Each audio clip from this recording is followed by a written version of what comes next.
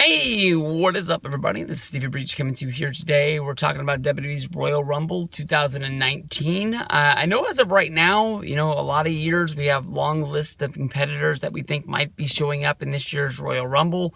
And this year, I'm really wondering if maybe as some sort of a surprise, we see Chris Jericho show up in WWE's Royal Rumble 2019. I know there's a lot of people already hitting the comment button saying basically, hey, this guy signed with AEW. He's already locked up. He's got a deal.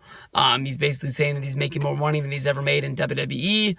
But I think everybody has seen, the Young Bucks show up at the Defy show. We see Cody Rhodes pop up making surprise appearances on indie shows.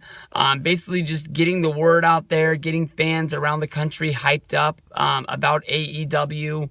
And to me, honestly, I don't know any other way to get more fans fired up for AEW than Chris Jericho doing a surprise return in the Royal Rumble. I mean, obviously, Vince would give Jericho a payday, and I don't think there's any way in the world that Jericho is going to turn that payday down if it was offered to him. For the people basically thinking that Vince isn't going to want to help AEW, I don't even think AEW is a speck on the map to Vince McMahon where he thinks that he's going to be taking any money off of the table from them. I mean, definitely, I know that they have the Jacksonville Jaguars owner in their back pocket, but do we even think that AEW is going to be coming out of the gate, renting arenas, much like WWE rents for pay-per-views as well as Monday Night Raws and SmackDowns?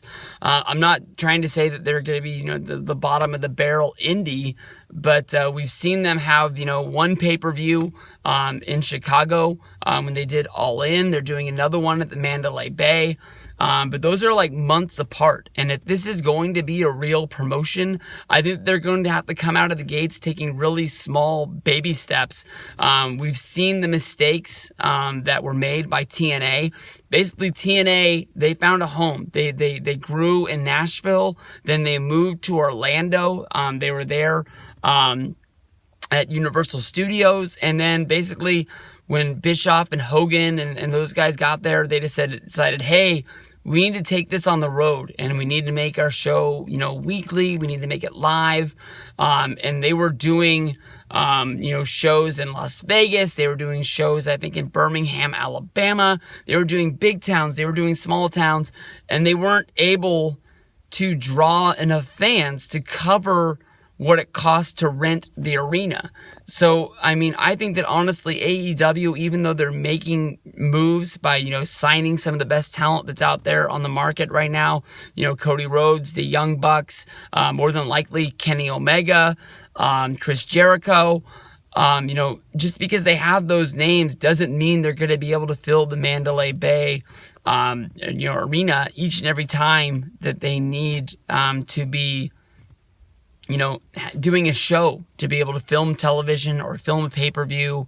We don't really know enough about AEW to know what it's going to be. But I think that honestly, if they can use their connections to be able to get Jericho on this show, it would be enough a surprise to where it helps WWE with the pop that Jericho shows up and people are all of a sudden wondering, what the hell's going on.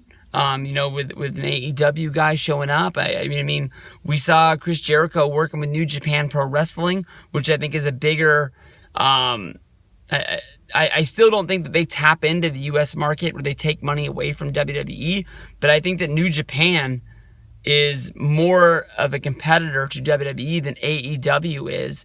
And if Jericho can work for New Japan and work for WWE at the same time where he does, did Jericho do the Rumble and do the World's Greatest Royal Rumble?